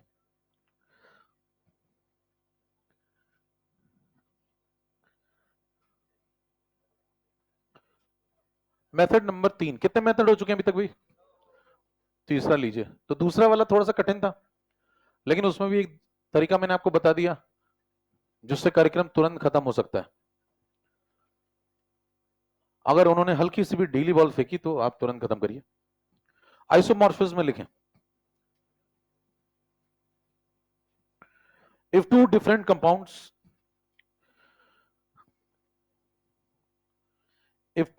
compounds have similar size and shape, if two different compounds have similar size and shape, अथवा लगाएं, दूसरी डेफिनेशन लिखें, आइडेंटिकल, दूसरी definition identical crystalline structure and molecular formula, identical crystalline structure and molecular formula, then they are known as isomorphous to each other.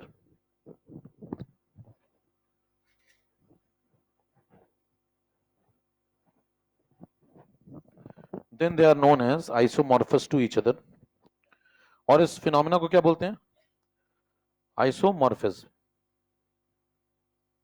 अब जैसा कि मैंने कहा, आपको निबंध लिखने से कोई फायदा नहीं है जब तक आपको सवाल ना लगे।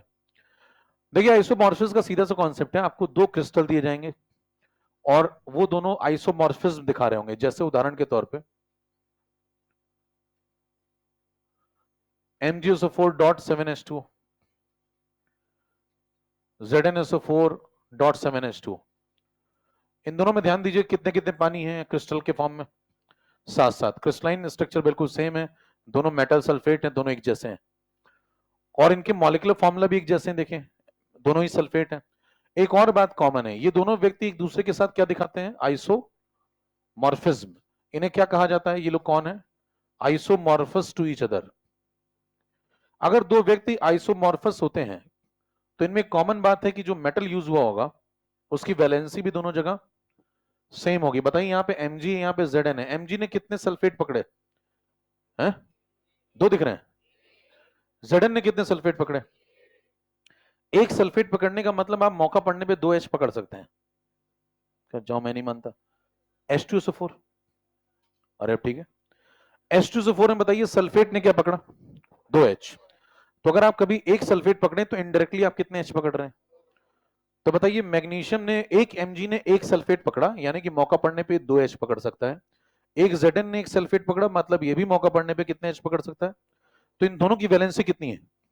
Same same. क्या दोनों की वैलेंसी सेम होती है जब दो व्यक्ति आपस में क्या होते हैं? आइसोमॉर्फस। तो कभी आपसे पूछा जाए कोई दो व्यक्ति हैं आपस में आइसोमॉर्फस हैं, तो उसमें जो मेटल यूज हो रहा होगा उसकी वैलेंसी दोनों जगह, यही कॉन्सेप्ट है। हर बार देखिए आपको कहीं ना कहीं से वैलेंसी निकाल के वो दे देता है। अब सवाल कैसा आएगा? सवाल ऐसा आएगा कि कहेगा एक अननोन मेटल सल्फेट है। क्या कहेगा? एक अननोन मेटल सल्फेट है जिसका फॉर्मूला नहीं पता आपको पूरा, और कहता है ये जो मेटल सल्फेट है इसके अंदर आइसोमॉर्फिज्म है, इज आइसोमॉर्फस किसके साथ? With above 2। ये जो ऊपर एग्जांपल लिखे हैं इनके साथ क्या है? वो आइसोमॉर्फस है। अगर बताइए नीचे कोई मेटल सल्फेट है जो कि अननोन है और उनके साथ ऊपर वालों के साथ वो आइसोमॉर्फिज्म दिखाता है, तो बताइए इस मेटल सल्फेट का आइडिया ले सकते हैं क्या? कैसा होगा इसका फॉर्मूला?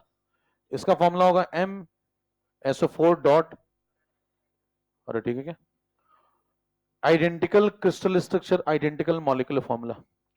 और क्या इंपॉर्टेंट बात बता सकते हैं? ये जो अननोन व्यक्ति जिसका नाम भी नहीं पता आपको, क्या आप कह सकते हैं इसकी वैलेंसी, इसकी वैलेंसी 2 होगी। इसकी वैलेंसी उन्हीं लोगों से मैच करेगी जो व्यक्ति ऊपर वैलेंसी 2 दिखा रहे हैं, बराबर है। इससे में क्या पता चल जाता है? किसी अननोन व्यक्ति का क्या पता लग गया? वैलेंसी। एक बार वैलेंसी पता लग गई तो फिर आप कहां पहुंच जाएंगे? मेथड नंबर 1 पे। मेथड नंबर 1 तैयार बैठा एकदम, देखिए कि बस आप कहीं से क्या ढूंढ के लाइए? वैलेंसी ढूंढ के लाइए। मैं आपको क्या दूंगा? इक्विवेलेंट वेट, दोनों को मल्टीप्लाई कर देना, क्या मिल जाएगा? बराबर। पिछले प्रश्न में भी बताइए उसने आपको इक्विवेलेंट वेट दिया था क्या? 18.61। फिर से दे देगा अगले सवाल में। आप क्या ढूंढ के लाएंगे उसके लिए? वैलेंसी, कुछ दिमाग लगा के थोड़ा सा वैलेंसी ले आएंगे और फिर से आप एक फॉर्मूला लगा देंगे। कौन सा वाला? A is equal to A into E आपको वो देगा, वी आप ढूंढ लाए, ए आप बता देंगे। यही प्रश्न होगा। तो एक तरीके से सवाल ही है। खींचे।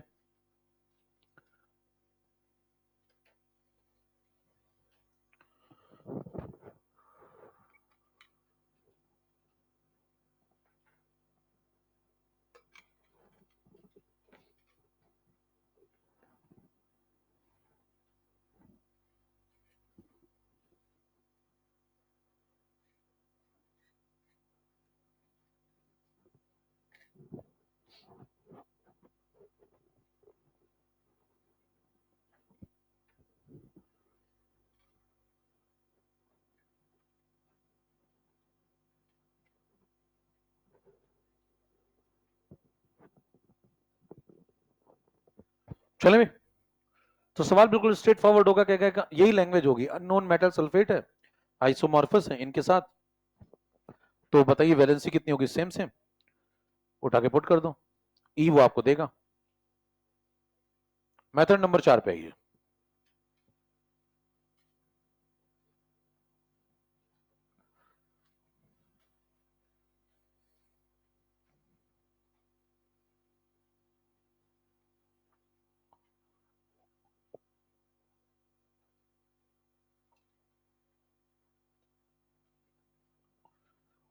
मेथड नंबर 4, इसको बोलते हैं वेपर डेंसिटी मेथड।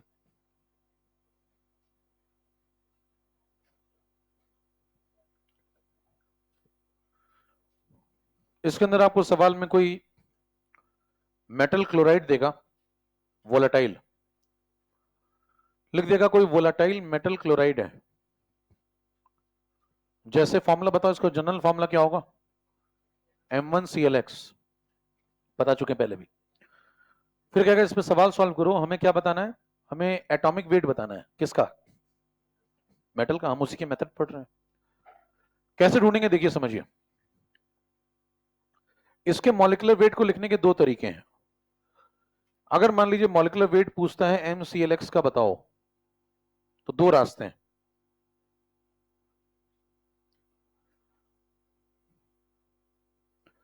बताओ क्या क्या रास्ते हैं?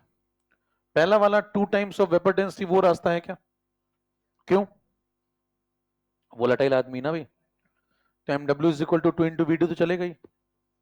एक और रास्ता होता है। कौन सा वाला? जो एटॉमिक वेट जोड़ जोड़ के निकालते हैं। मान लेते हैं कि मेटल का एटॉमिक वेट हम हर सवाल में कितना लिखते हैं? ए। अरे ए लिखते हैं ना, तो क्या लिखते हैं? ए इंटू 1, क्योंकि एक मोल है। सीएल का कितना होता है? 35.5 इंटू, अरे ठीक है क्या? तो ये भी सब तरीका ठीक है, जोड़ जोड़ के लिख रहे हैं। तो बताइए अगर दोनों तरीके ठीक हैं तो क्या दोनों को उठा के बराबर कर दें? ये जो तरीका है और ये जो तरीका है, क्या दोनों सेम मॉलिक्यूलर वेट दे रहे होंगे? दोनों को बराबर कर दो। दोनों को बराबर करोगे क्या बनेगा भाई? 2 times of VD is equal to A plus 35.5x। Check करो। फिर क्या करो बताओ? ए क्या होता है? ए होता है E इंटू वैलेंसी। और वैलेंसी कितनी है? वैलेंसी है x। कैसे पता वैलेंसी x है? बताइए। एक m ने क्या पकड़ा? Cl पकड़े। कितने? x।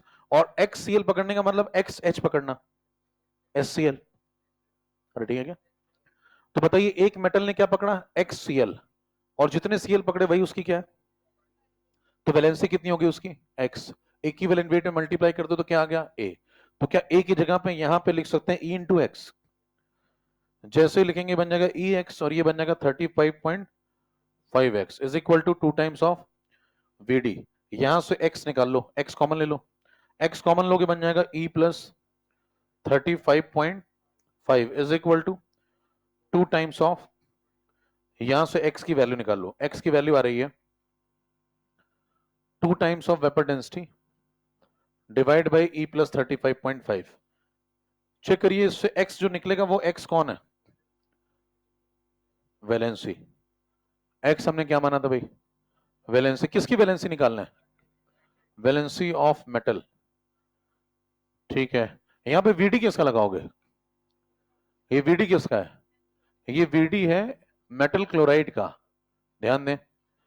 ये ई किसका है? ये ई मेटल का है,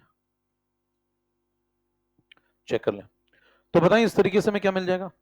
एक्स। अगर एक्स मिल गया तो मतलब वैलेंसी मिल गई, और वैलेंसी तो ढूंढनी होती है, उसके बाद कहां जाओगे? पहला मेथड इंतजार करता रहता है हमेशा, क्या करता है? कहता है भाई साहब ये तैयार है बिल्कुल मामला, बस क्या ढूंढ के ले आओ। बताइए हर बार आप क्या ढूंढ के ला रहे हैं? वैलेंसी। इस बार आपने क्या ढूंढा? वैलेंसी। पिछले सवाल में भी क्या ढूंढा था आपने? चेक करो, वैलेंसी। उसके पिछले सवाल में भी क्या ढूंढा था आपने? वैलेंसी। हर बार आप क्या लेकर के आ जाते हो कहीं ना कहीं से, और आखिरी में मेथड नंबर 1 में जाके सबको पुट कर देते हो, और वो आपको क्या देता है? ई। उसमें क्या मल्टीप्लाई करते हैं? वैलेंसी। क्या निकल आता है? खींचा। ये है लास्ट मेथड, एटॉमिक वेट के मेथड समाप्त। अब बस एक छोटी सी बात बचती है, मॉलिक्यूलर वेट के मेथड।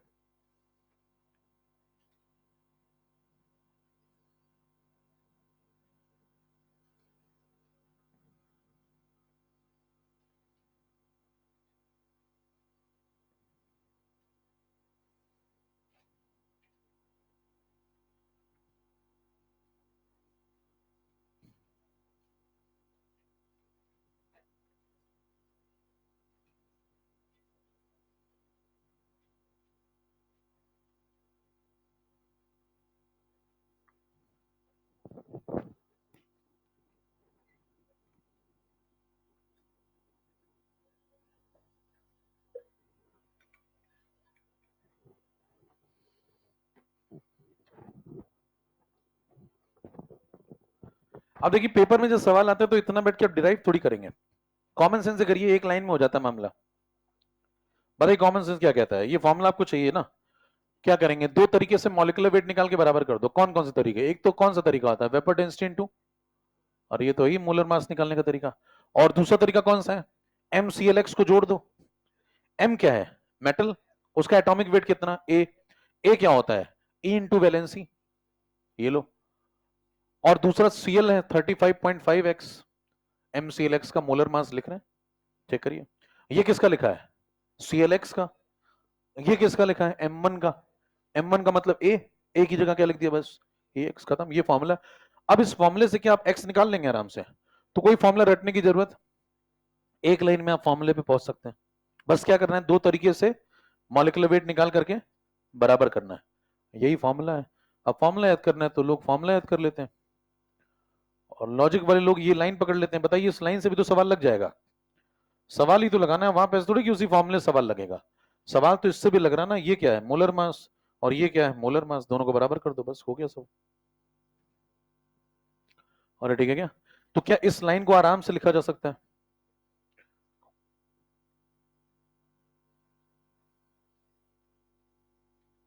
खींचे।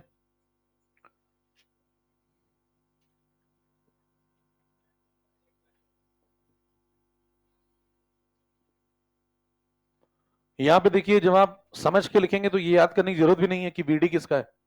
बीडी किसका है? पूरे मेटल क्लोराइड का है। और इक्विवेलेंट वेट किसका था? मेटल का था।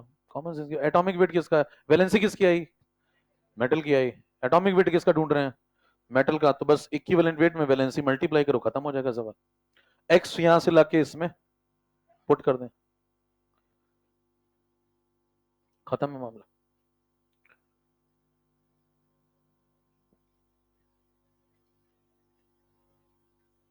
हे डालेंगे methods to calculate molecular wait.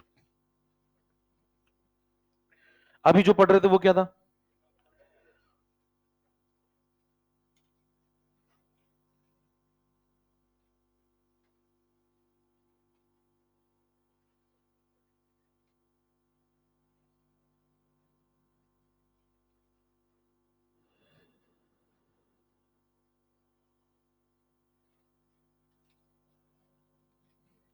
चलिए, हे डालें methods to calculate atomic weight. आखिरी कॉन्सेप्ट, मॉलिक्यूलर वेट। आखिरी बात है ये, कहानी खत्म है इसके बाद। अब आप पूरा मॉड्यूल लगा डालें, कुछ भी नहीं छोड़ना है, ढूंढ ढूंढ के लगाएं। पहला मेथड नंबर 1, मेथड नंबर 1 आप पहले ही पढ़ चुके हैं, कोई नया मेथड नहीं है। क्या है? Molecular mass is equal to 2 times of vapour density. कहां लगाना है इसको? दो जगह, किसी गैसियस कंपाउंड पे लगा सकते हैं और किसी वोलेटाइल पे भी लगा सकते हैं। उसका आपको क्या दिया जाएगा? वेपर डेंसिटी, उसमें 2 मल्टीप्लाई कर देना, क्या निकल आएगा? Molecular weight. इस तरीके से किसी का भी मॉलिक्यूलर वेट आप ढूंढ सकते हैं, पहला तरीका। दूसरे तरीके पे आइए। दूसरे तरीके में आपसे कहेगा कोई दो मॉलिक्यूलर गैसेस हैं, तो रेट ढूंढ लो। R1 upon R2 is equal to root of M2 by M1। याद करो, रेट ऑफ डिफ्यूजन इफ्यूजन पढ़ चुके हैं। कहेगा दो गैसेस हैं, दोनों मॉलिक्यूलर गैसेस, एक मेथेन है मान लो, एक कोई अमोनिया है, तो R1 अपॉन R2 क्या होगा? रूट ऑफ M2 बाय, अगर मान लो उसमें से एक गैस अननोन हुई तो उसका M निकाला जा सकता है, अगर बाकी बातें हमें क्वेश्चन में दी जाए तो। R1 दे देगा, R2 दे देगा, उनका रेशियो दे देगा, M1 दे देगा, M2 पूछ लेगा, निकाल लेंगे। रेट का रेशियो दे देगा डिफ्यूजन का, M1 दे देगा, M2 पूछ लेगा। कर चुके इस पे सवाल भी। मेथड नंबर 3 पे आइए, आखिरी मेथड।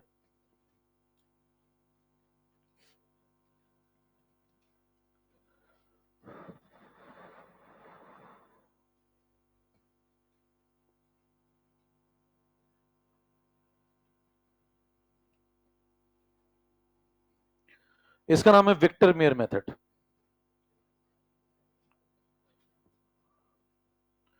मेथड नंबर 3,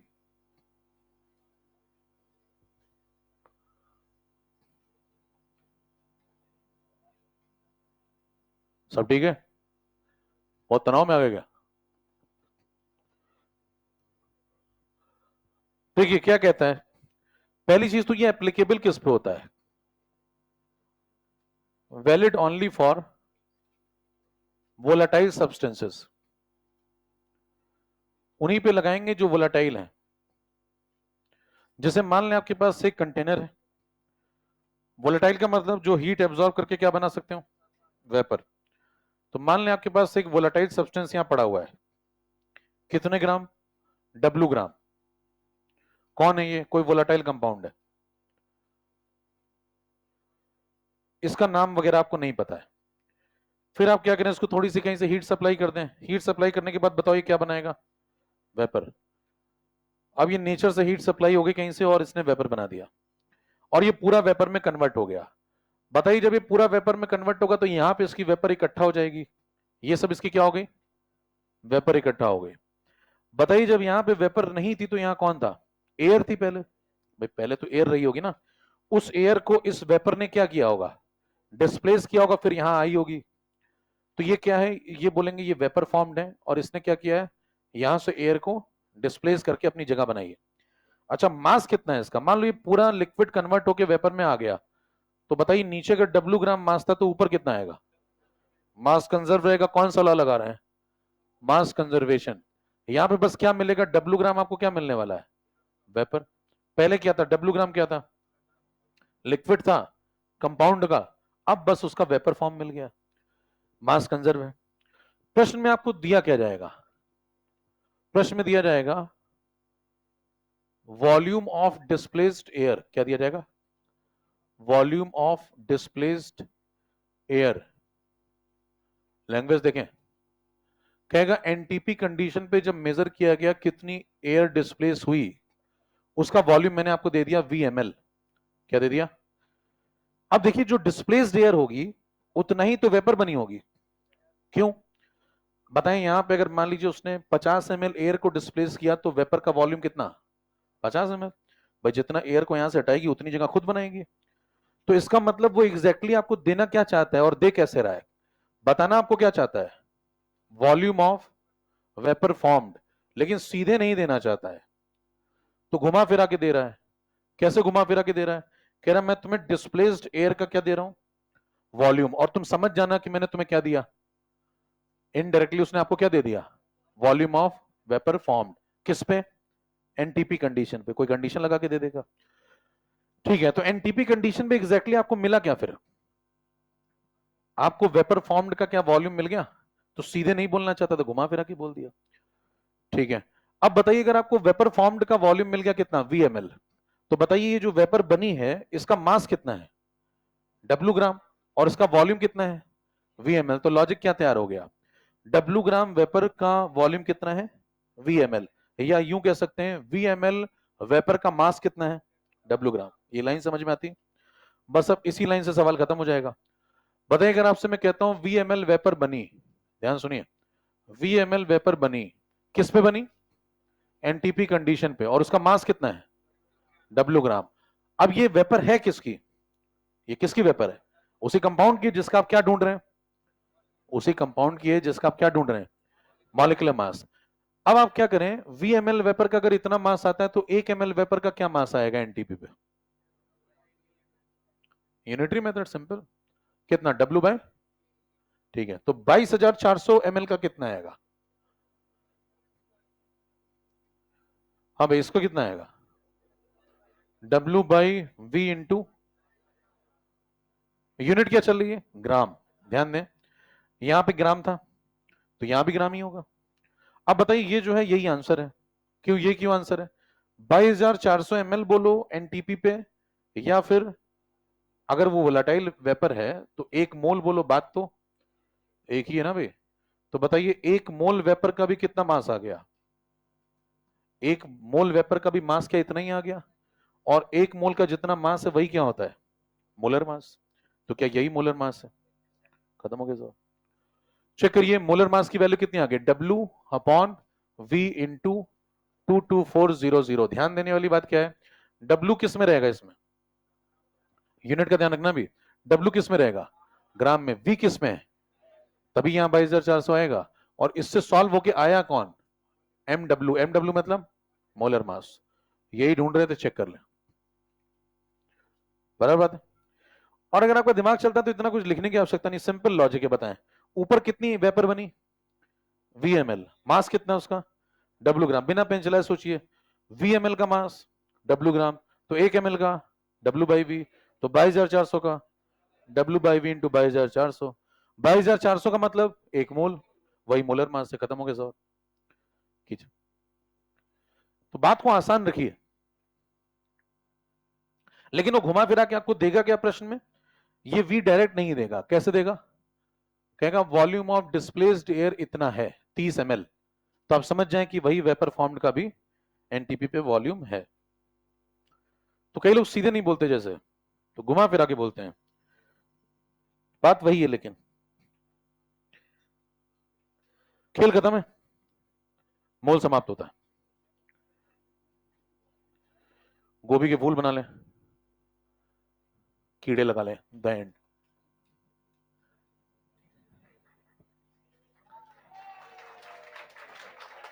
अगला चैप्टर शुरू होगा केमिकल काइनेटिक्स अगली क्लास से।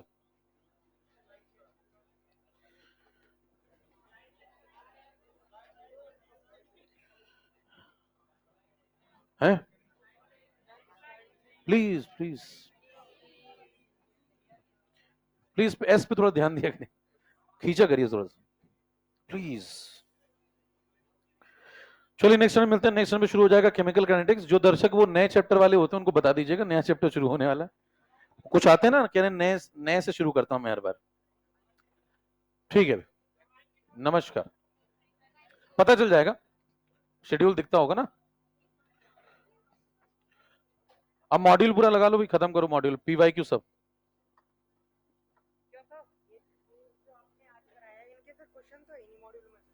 किसके हैं, लास्ट में हैं, बीच में, लो दिखाओ मॉड्यूल लो।